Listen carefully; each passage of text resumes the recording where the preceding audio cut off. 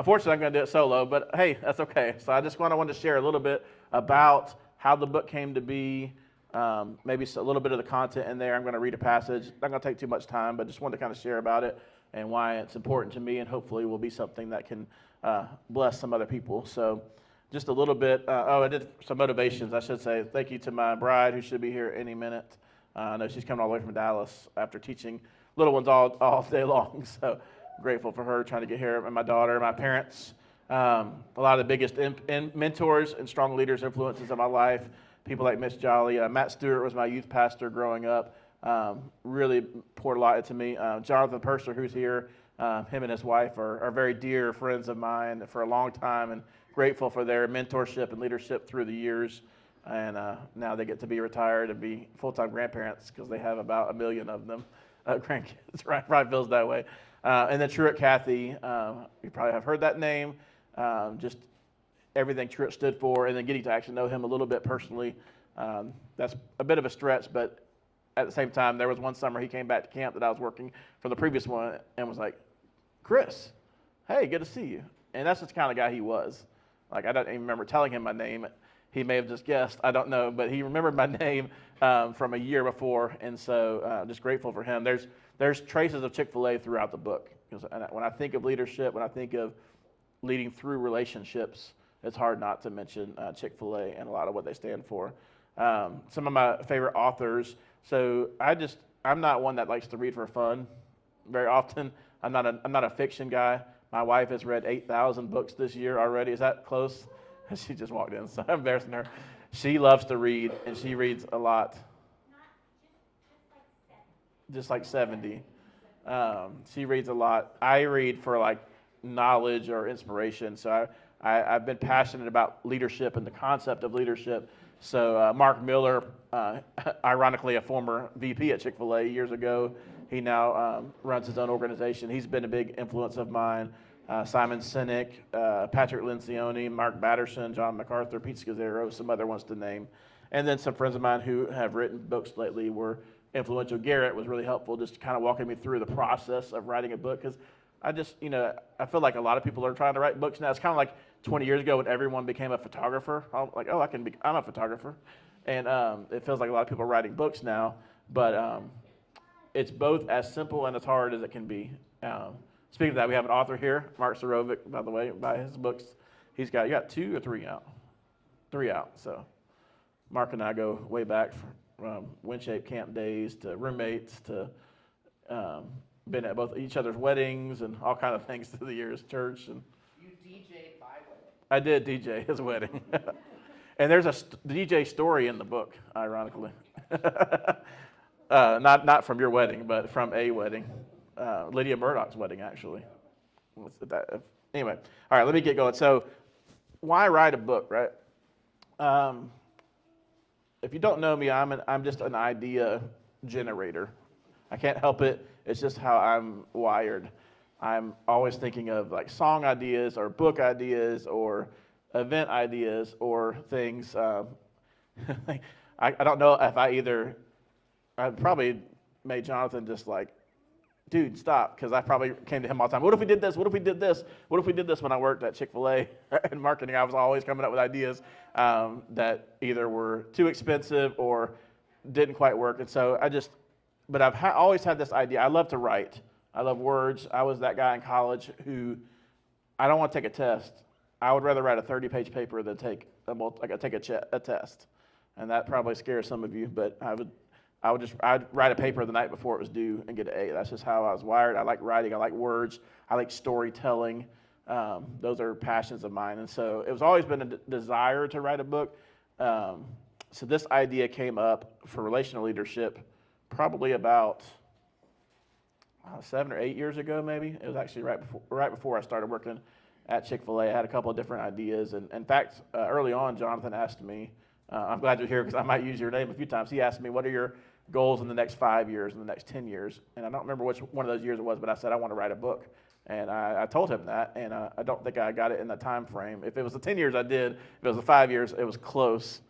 There's some grace there, I'm sure.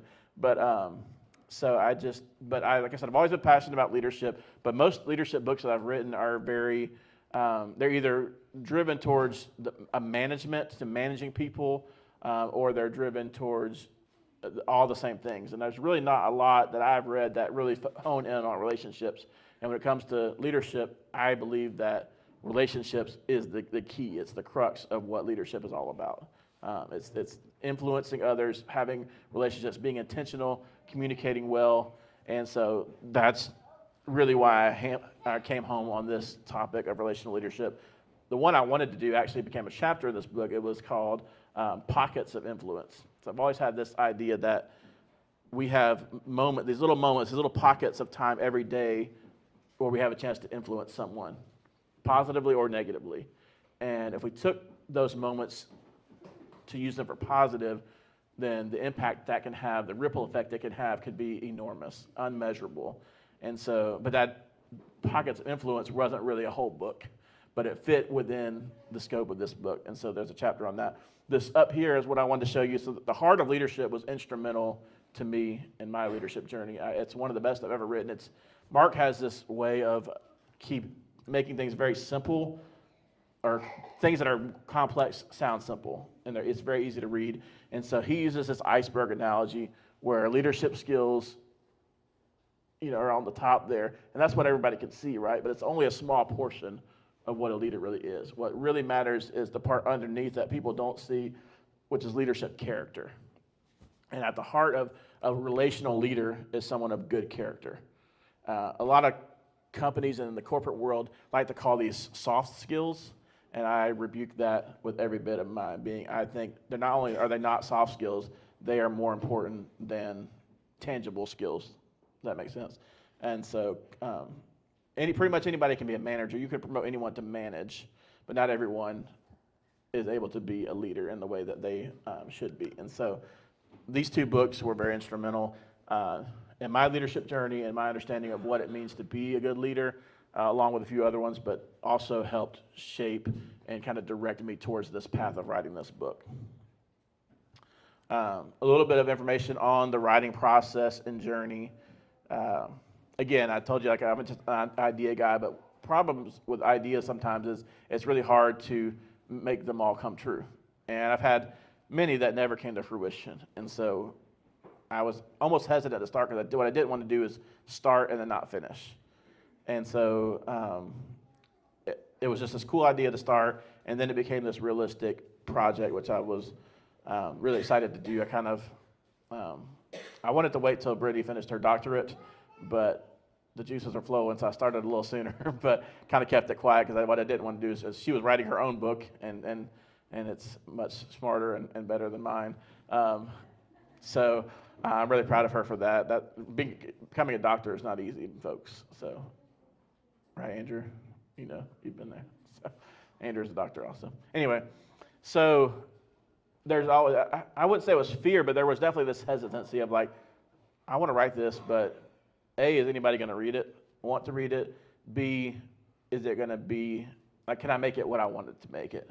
Is there going to be, am I going to get like 70 pages in and this be a pamphlet?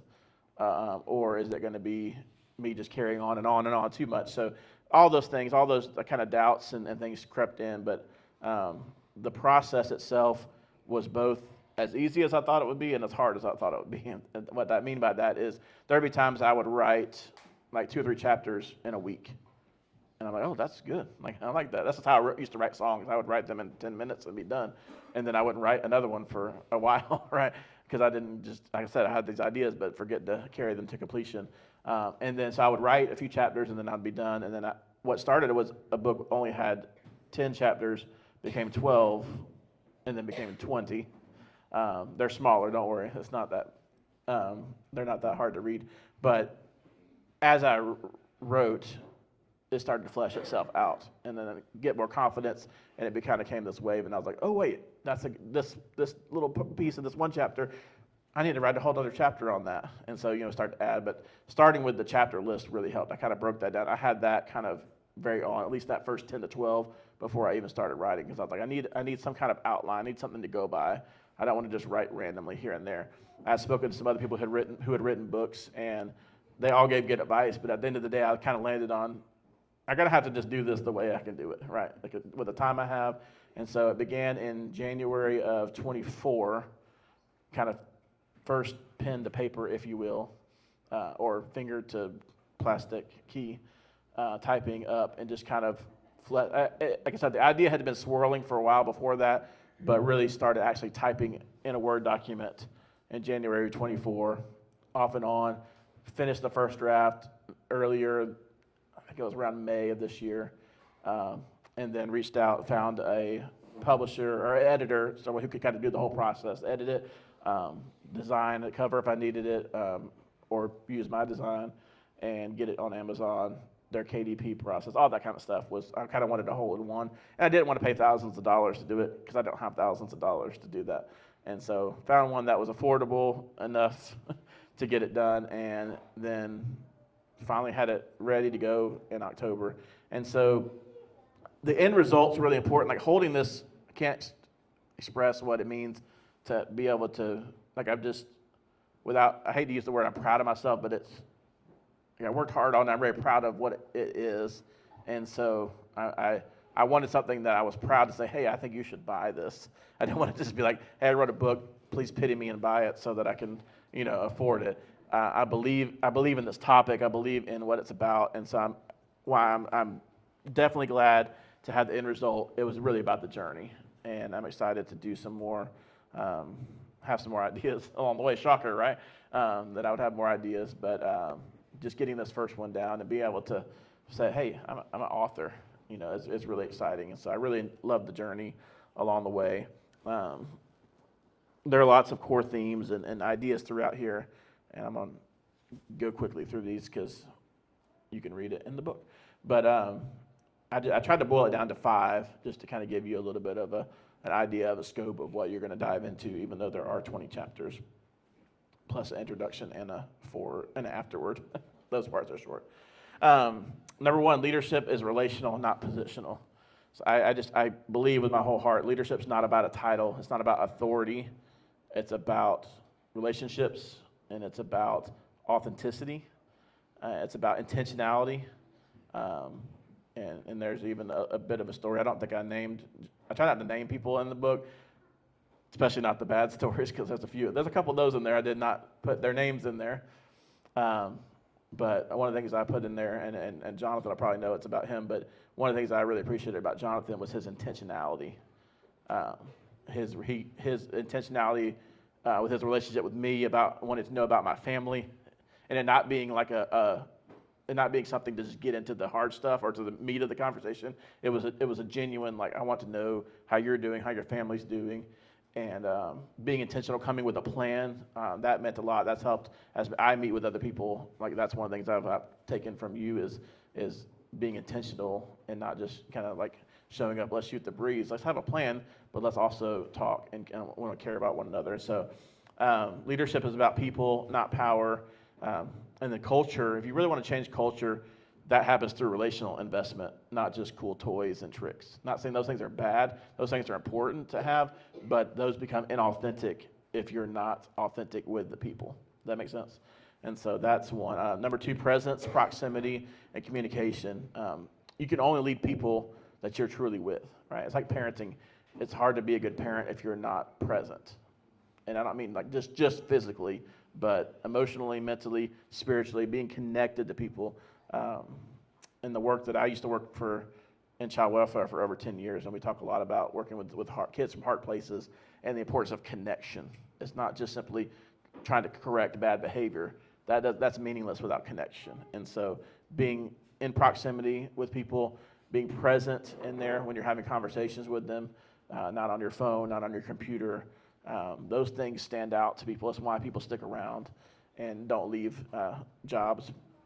So show up, be accessible, knowing names and stories, and being able to come back to that and say, hey, how's your dad? I heard he was in the hospital last week. Like that simple question like that can be transformative in someone wanting to stay at a job, as opposed to, someone who maybe asks questions just because they're trying to just pass the time, right?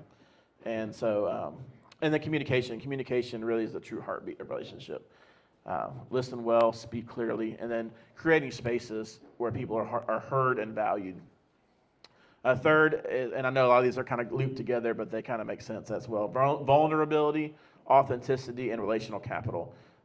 Relational leaders lead out of who they really are, not who they pretend to be. I've been around many leaders and bosses and people, managers who pretended to be something that they really weren't.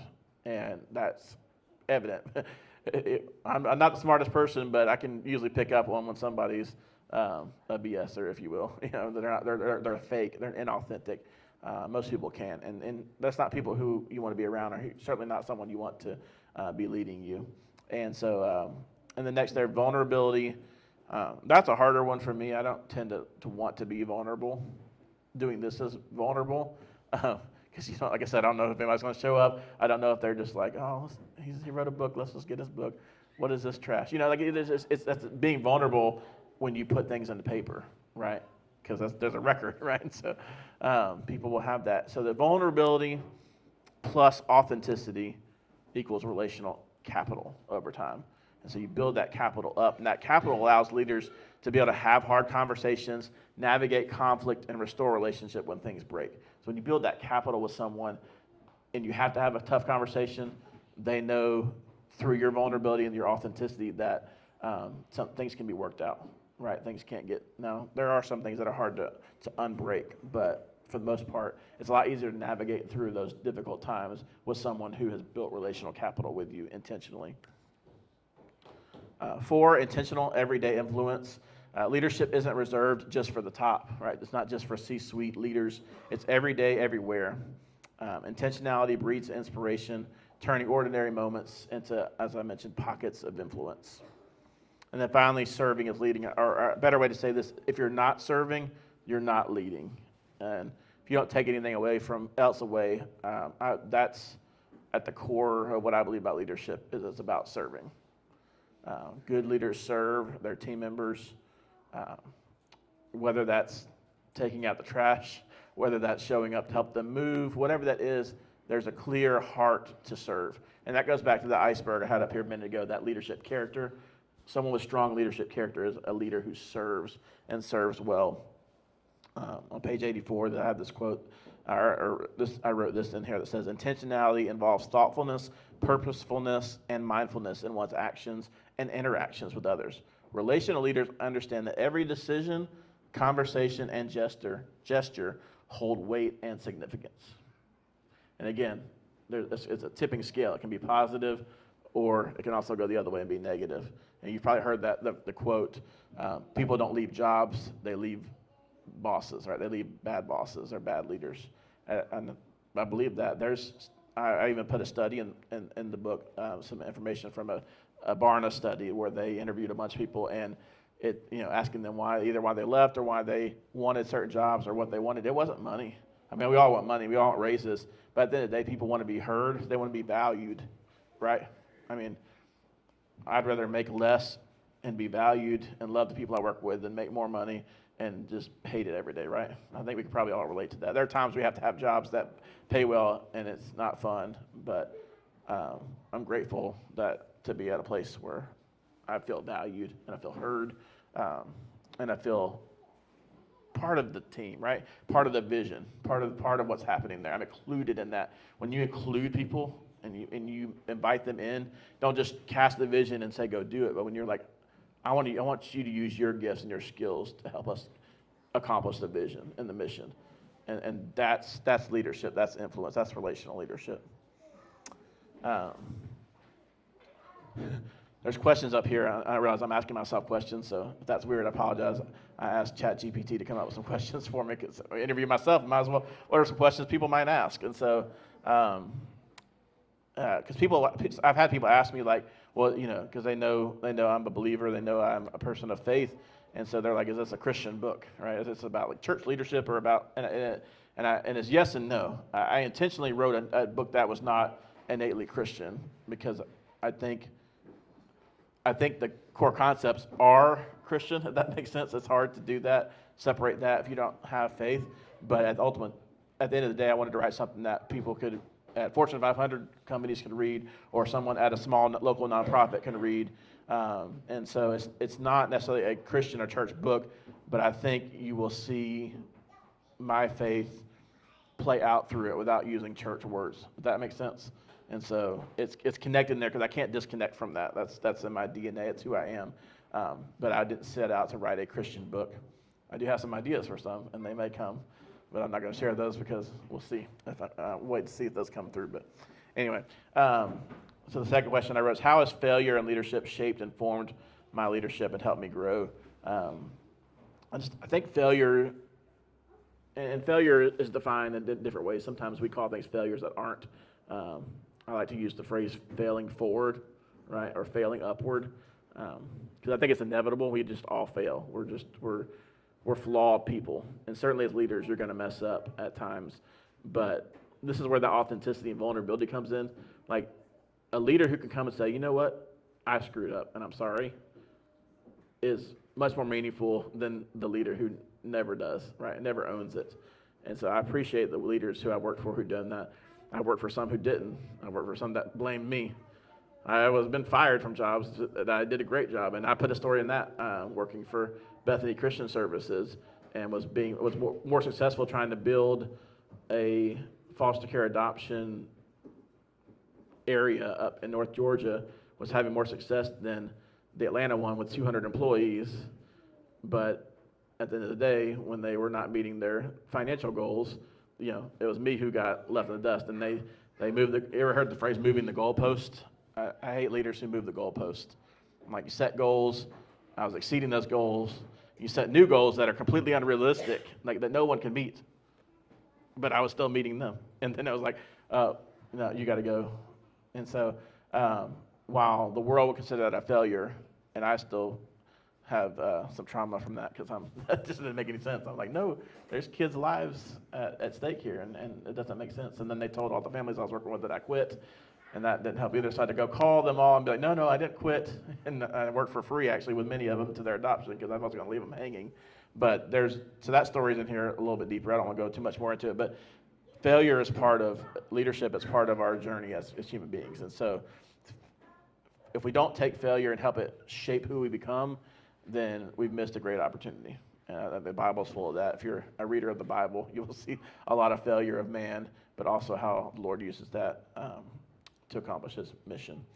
How have other leaders, both good and bad, influenced my leadership in the writing of the book? I think I kind of hit on that a little bit, so I'll go ahead and move on. But there's lots of stories in there of personal stories and other stories of other leaders and other companies and how they navigate things. Because again, storytelling, marketing is storytelling, and that's why I like marketing, because it's really about storytelling.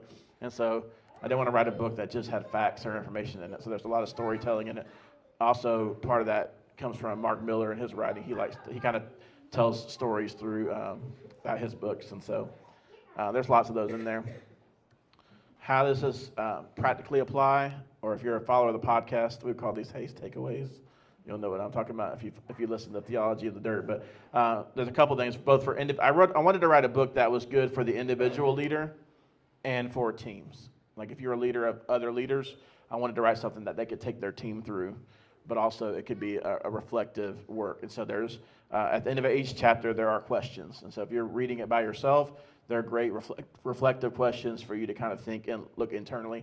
I believe all the best leaders are great at self-evaluation and self-assessment. I think that's imperative. If you're not evaluating ourselves constantly and assessing, then how are we growing? And so that's a great tool for that, but they can also be used for discussion questions.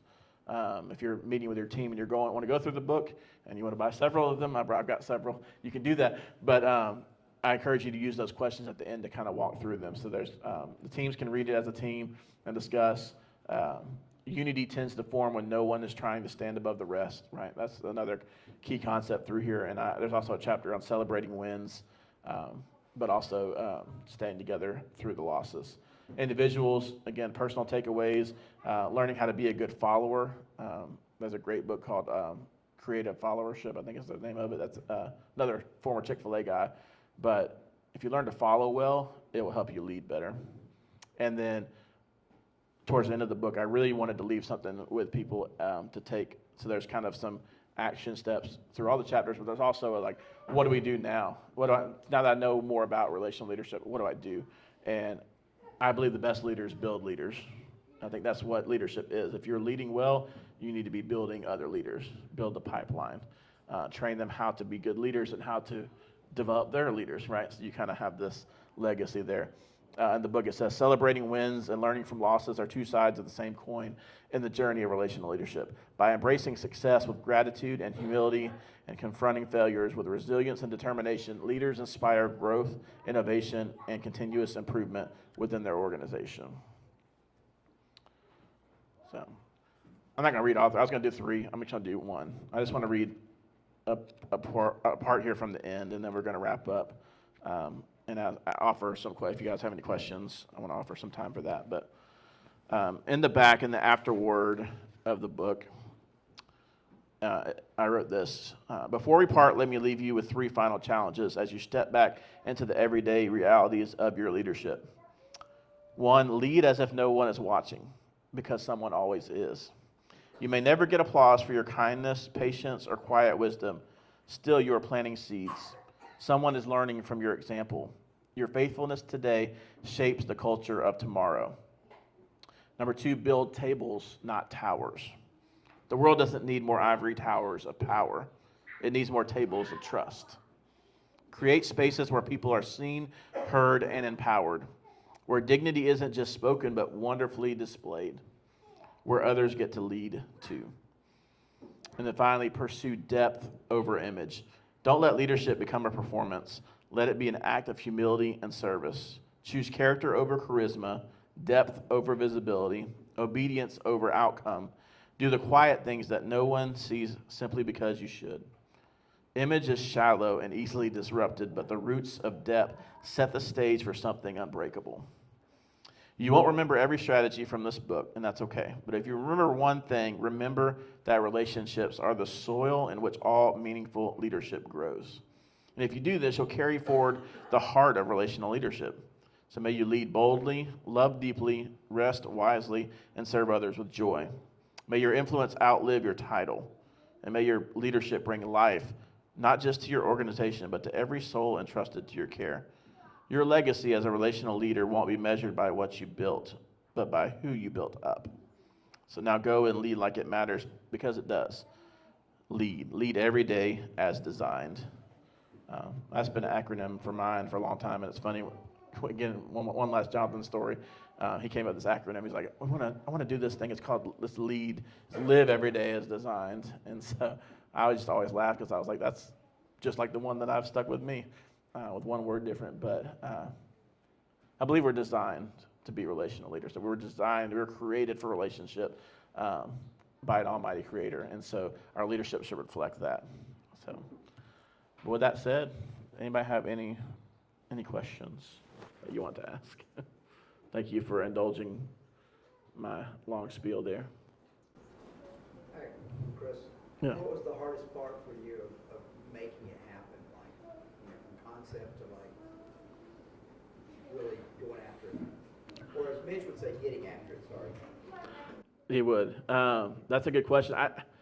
There are lots of parts that were hard. I think the hardest part for me was trying to figure out, is this enough or do I need to add more? Like trying to figure out that line between wanting it to be a complete work that doesn't drag on, but also not leave important things out. And so I struggled with that some, trying to decide when I was done with at least shaping it, if that makes sense. Not necessarily the writing of it, but and then even in the editing, I want to be like, oh, this will be good. No, I don't want to add more in there. I've said it. I don't need to keep saying it. I tend to do that, so I didn't want my book to reflect how I talk sometimes. But yeah, that was probably the hardest thing. Was it's just one book, and if there's more that I leave out, maybe it can go in another book. So thank you, good question.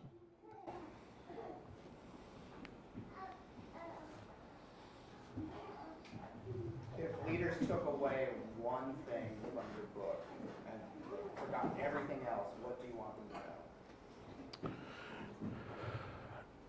Probably that as a leader, your most important asset is your people. And if you put them first over product, over profit, even over process, I think those things are going to take care of themselves. And so at the end of the day, that's what's most important. So I would say that combined with leading is serving.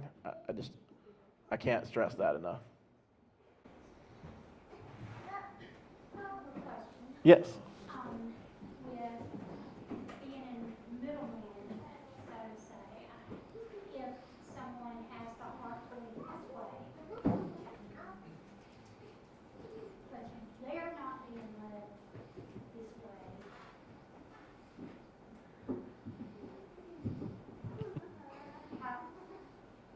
and stuff's rolling downhill and it's all sticky because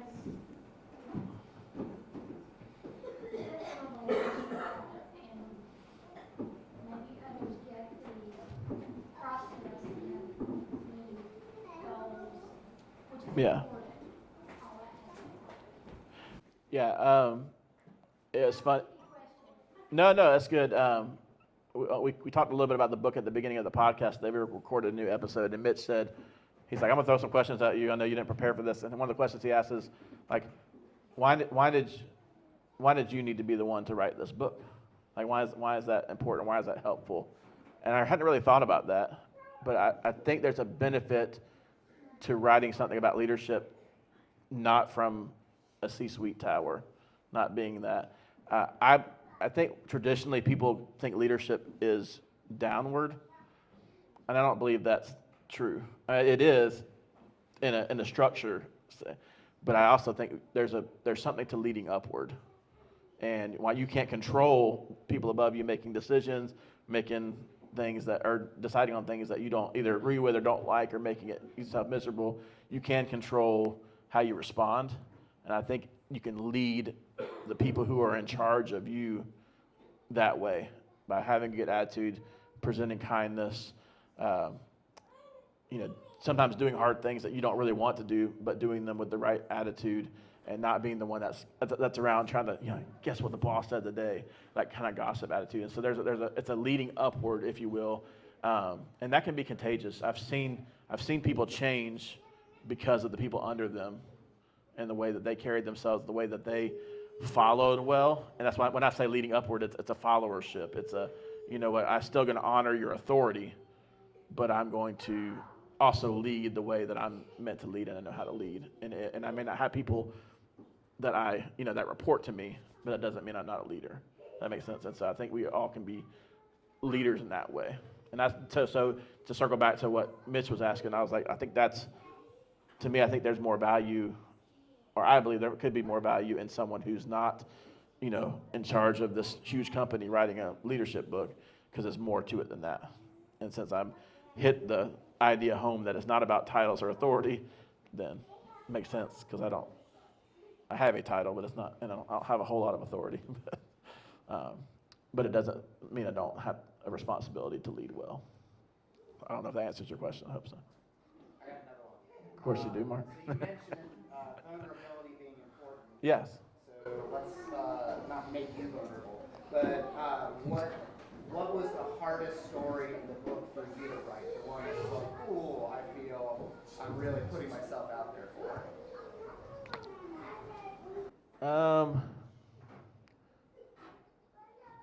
I want to be careful because there's people in the room who would know the person that it's about.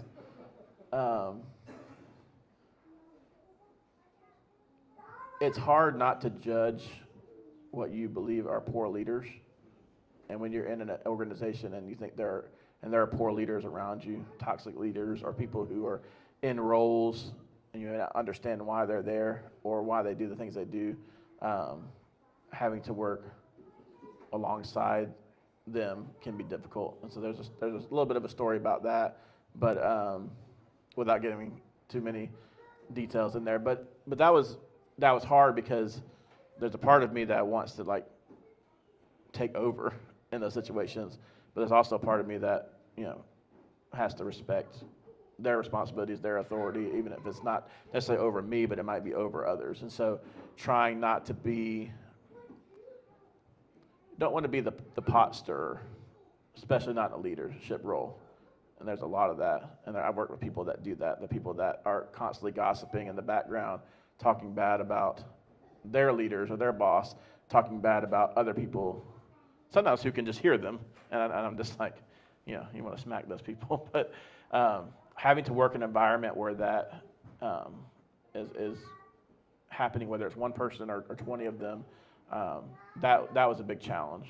And then trying to figure out how, I don't want it to be competitive. I don't want my leadership to be in response to that. Like, I don't want to lead other people because this person may lead them bad, so I need to step up my game. Does that make sense? Like, because I don't, then I become inauthentic, and then I become someone who's disingenuous and not leading out of myself. I'm leading because I'm trying to overcompensate from someone else that may not be doing it the way I would do it. So, a good question. I can't let Mark outdo me, so I'm gonna ask the second question. So look at the competition, right? 5 years from now, you're looking back. Yeah. And if the world was perfect and you got exactly what you wanted out of this book, what would someone say to you 5 years from now after reading this book and implementing some of the content? That's the most John the Purser question I've ever heard. That's a good question.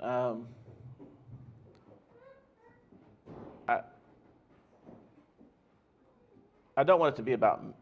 I don't want that to be about me. I don't want them to come and it'd be like, hey, you're. I mean, I don't want to say I don't want my book to change their life. If it can, that's great. But what I hope is that there might be one thing or two things in there that transforms the way someone else leads others, and that begins a ripple effect that I'll never see, and I'm okay with that. And if they just come, I would love somebody to say, hey, thank you for writing that. Like, I needed that, and you put it in a way that made sense for me to either change what I was doing or improve a certain area. I mean, I don't care if it's a New York bestseller, but even if just one person goes, hey, this really transformed how I lead, that would be enough. Yeah. Go for it. I'll jump in. I know this kind of process takes a lot of perseverance. Yeah. And there's a lot of mentors that you probably look to help you through this process. But ultimately, it comes down to you leading yourself. So what lessons have you learned from yourself through this process? That's good. Probably a lot. I think that's was one of the maybe doubts too. Is like, well, if I write a leadership book and I can't adhere to what I'm telling other people to do, then that kind of negates the whole thing. So now that it's in writing, I've got another standard to live to. So in some ways it's challenging in that, but it's also encouraging.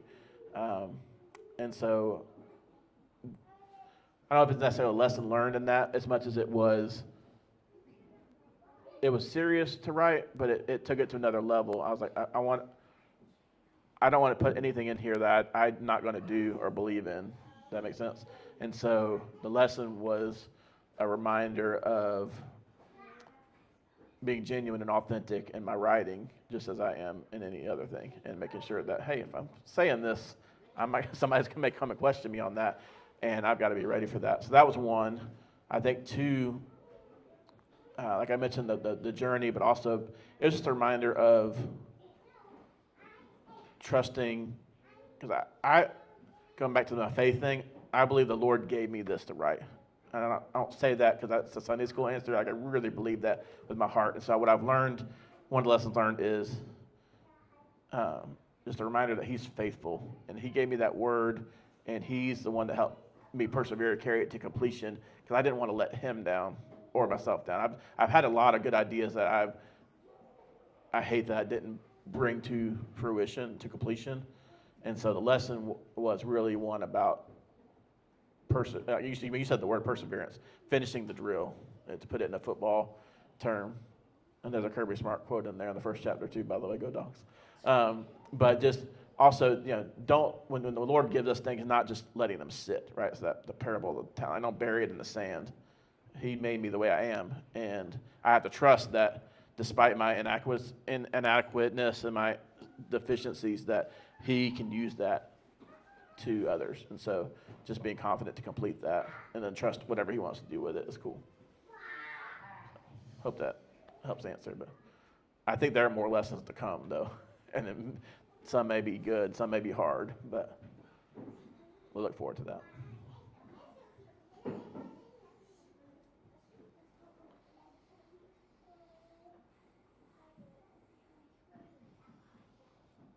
Any other questions?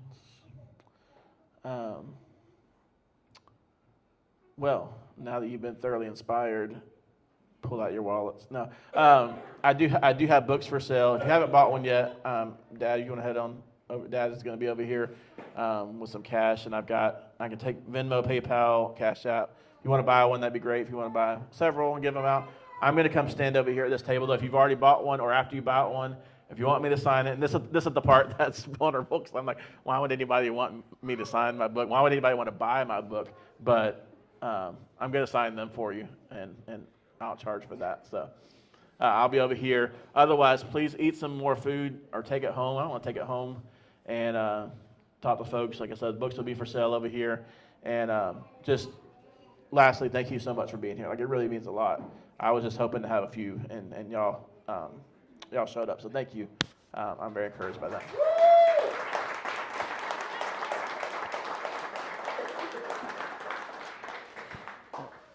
All right. The end.